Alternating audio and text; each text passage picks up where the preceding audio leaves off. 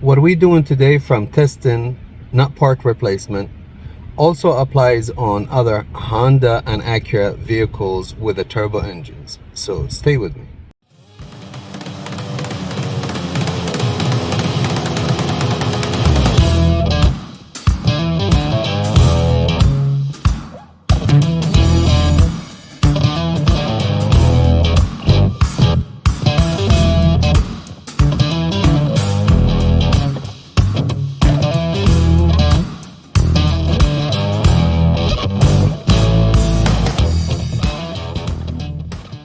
Ladies and gentlemen, welcome back to Dallas Auto Diag.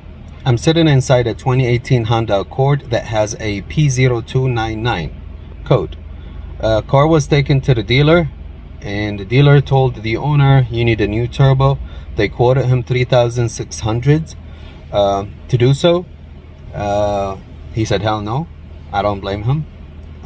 He took the car out and found me on YouTube, contacted me, and asked me if I can look at his car again. And I told him there is a possibility that the dealer is right and there is a possibility that the dealer is wrong, but I'll do my best to find out what's wrong with your car. And he said that's fine. So he brought it 2 weeks ago, and I did some checking on it, and let me show you, which I have a small clip that I recorded to the customer.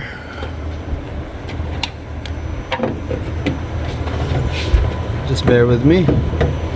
So I found this was loose. Now the history of the vehicle, the car, somebody sideswiped him in his neighborhood, so their insurance took care of it, and that code happened right after. That's what he said.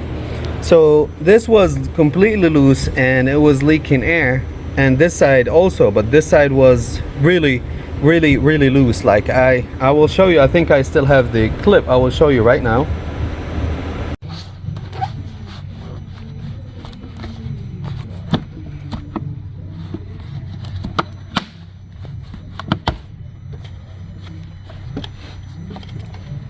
This one a little bit tighter, but it was loose before I test drove it.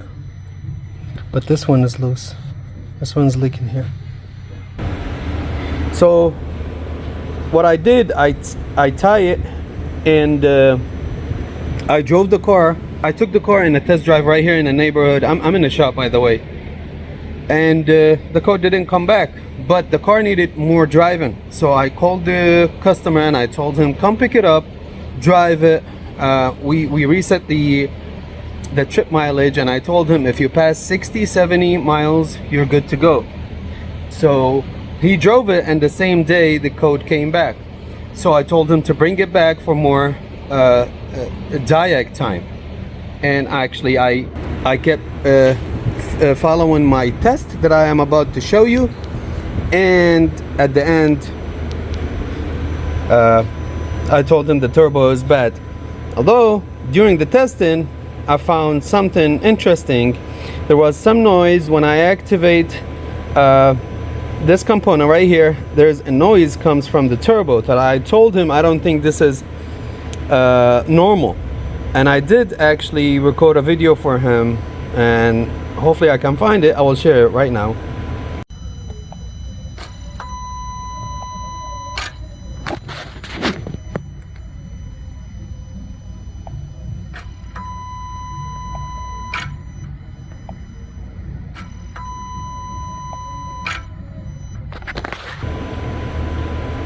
So as you guys saw, I told him those notes, and based on my reading on the scanner on the live data, I told him we need to change the turbo. Now let's go inside the car.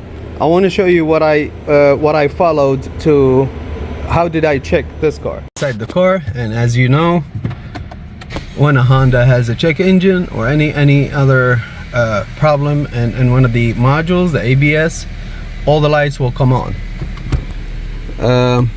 This is the full scan for the vehicle. We have the P0299 code in the engine control module. Once you delete the code, all these lights disappear. Now, this is the test This is the test that I followed. And step number one, basically it tells you to clear the code, drive the car. If it comes back, proceed, which we did. Second, air cleaner check. Turn the vehicle off, inspect air cleaner elements, see if there's anything clogged, which wasn't. Check, see if there's anything leaking. Yes, this is when I found the leak for that hose, and I gave the car back to the owner. Now, the second time he brought it, checked evap system for leaks, checked all those hoses. You guys can pause and read the instruction and follow it on your vehicle. This is US Canada model. This is the Mexico, a little bit different design. This is the US and Canada. Check evap canister purge valve. Here you have to activate the turbocharge bypass control solenoid valve using a scanner, of course.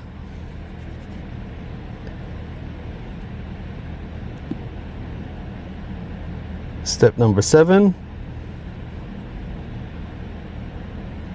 8. Turbocharge bypass control solenoid valve check. We also gonna activate it. Turbocharge bypass control valve, wastegate control valve,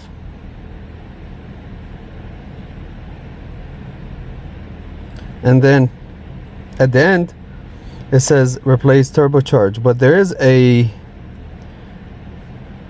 step that I want to highlight.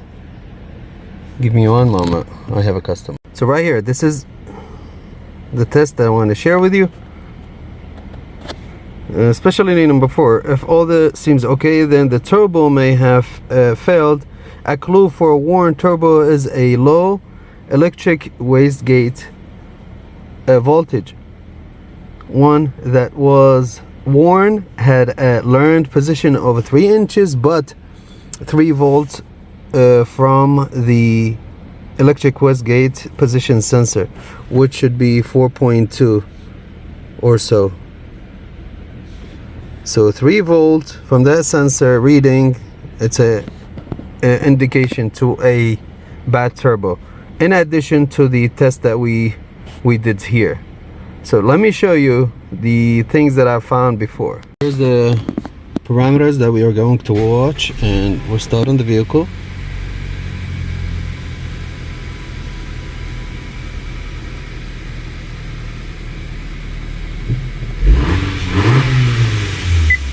Look at the voltage.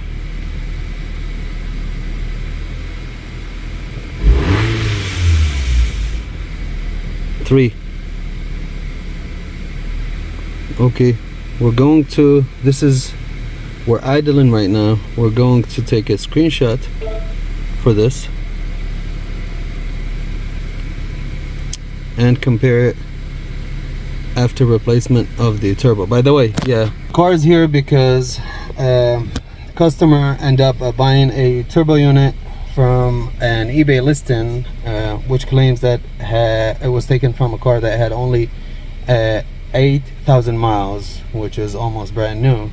And I think he paid I want to say 400, I think, for it. So we're going to replace it, but before we do so, I want to actuate that solenoid and show you guys, or let you guys hear the noise that I heard. Just for the record, these are the numbers with the key on, engine off. I don't know if they change when I start the vehicle and turn it back off.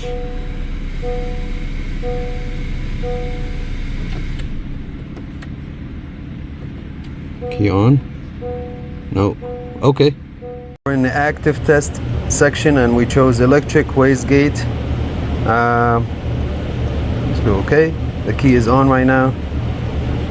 Ignition on. Shift position park yes. Battery yes. Engine should not be running. Okay.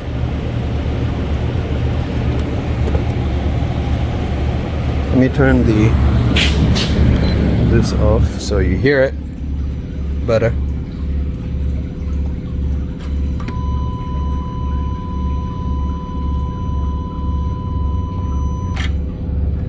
hear the noise? Let me come this side.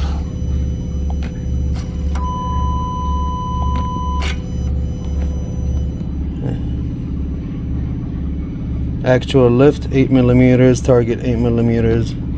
When we go okay, this is activated. Target is -3 and the actual is 0. Not sure if this is good or not. We'll see. When we take it out, we'll compare it to the good one that we have in a trunk. Now let's start replacing it. I disconnected the battery, 5.5 or screwdriver, loosen this, move it out of the way. Next, disconnected this harness, 10 millimeter to remove this bracket, and 12 millimeter in the bottom right here to remove this bracket. By the way, I'm not following any instructions or anything. Where's my tablet? Even my tablet is inside. I'm not saying that I'm an expert, but everything is right in front of me. So next, I remove the O2 sensor and I release this clip, and some coolant will fall. Move this out of the way. We're gonna have to remove this cover, this one and this one, because the turbo sits under it like that. Okay, so this is the manifold, this is the catalytic converter here, and we have one more hose from the bottom, two actually. Before I worked, I made sure that the car sits where I can lift it with the lift if I want to. Next, we remove the covers. 2, 4, 6, I believe 12 and 8, 14 for those right here, 2 here and 2 here, and 2 up here, 2 down here. 2 more bolts I took out. One, you can see it, and one is hidden. 12 and 14.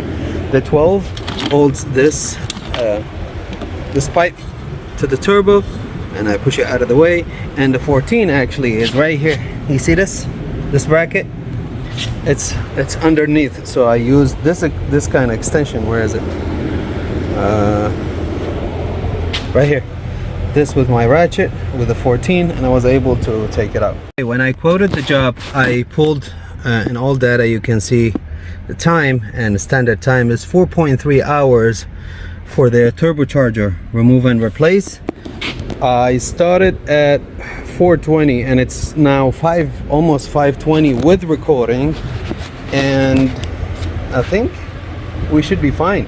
My idea is, you see how this is? What I'm gonna do, I'm gonna take it a big chunk and replace those pieces outside, and then put everything back. I released this out, so now we can move it around. And what I want to do, I want to move it, see if it's possible to move it to the outside.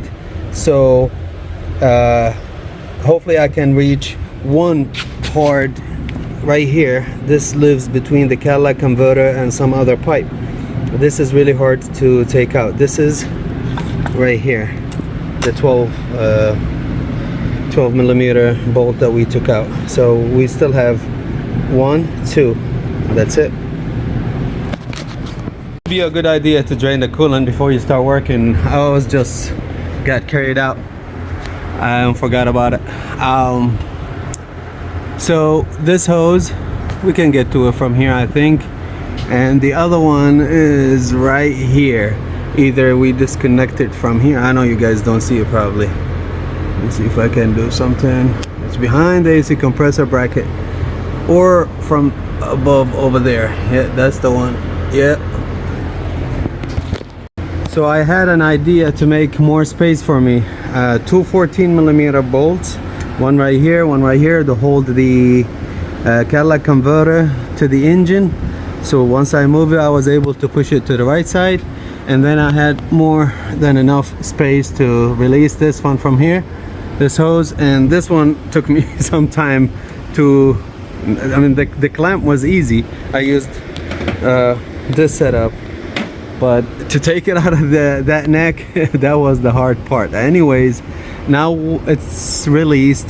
The turbo should be coming out from the top. Let's put the car down. So it took 10 seconds to move it out, to be honest with you. Everything, you have plenty of space. When we finish, we'll go to the computer, we'll see what does it say. Why does it take like almost 4.5 hours to replace it? And you know what, they might be right. We are 1.5 hours so far, so almost 3 hours. No, I think going in is easier. Let's stop talking and replace it. For replacement, tell you the truth, I don't see anything wrong with this turbo. I mean,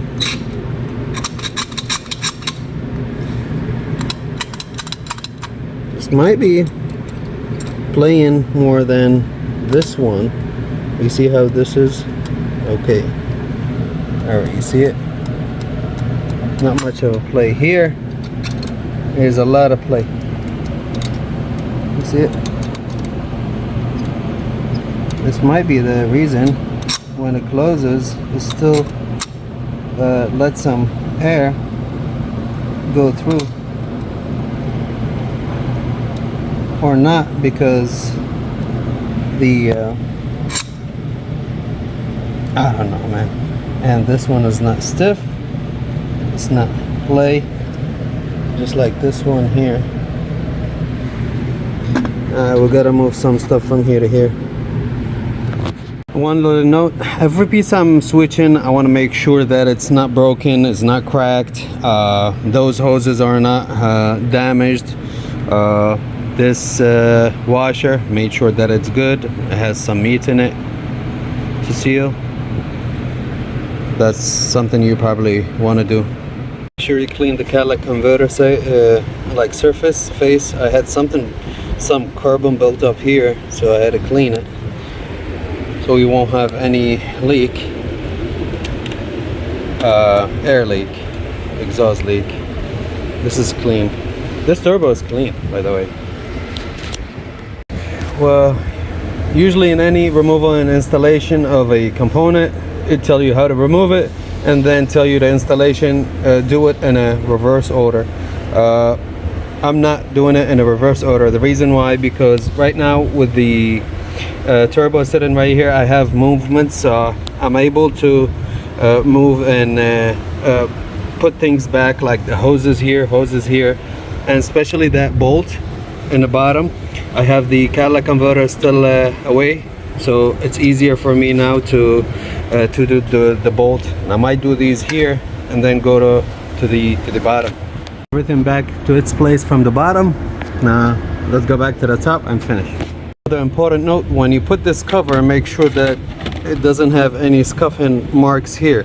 If it does, that means this arm is touching it without you seeing it. When it's like that, it's touching in the bottom and you don't see it, and that could cause an underboost. But here I don't think we have this situation. Last thing left was to add antifreeze. Make sure you use the blue stuff from the dealer, and I'm about to start it.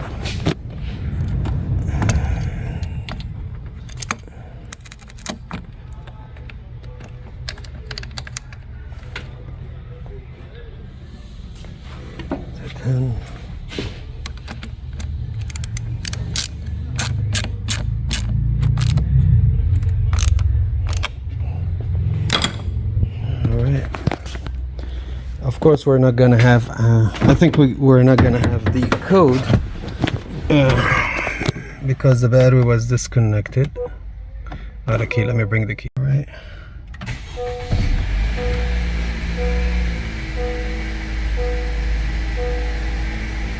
Actually, we do. Let me erase the codes. Well, we have a steering angle sensor learning not complete. I guess because we disconnected the battery. But we don't have any check engine light.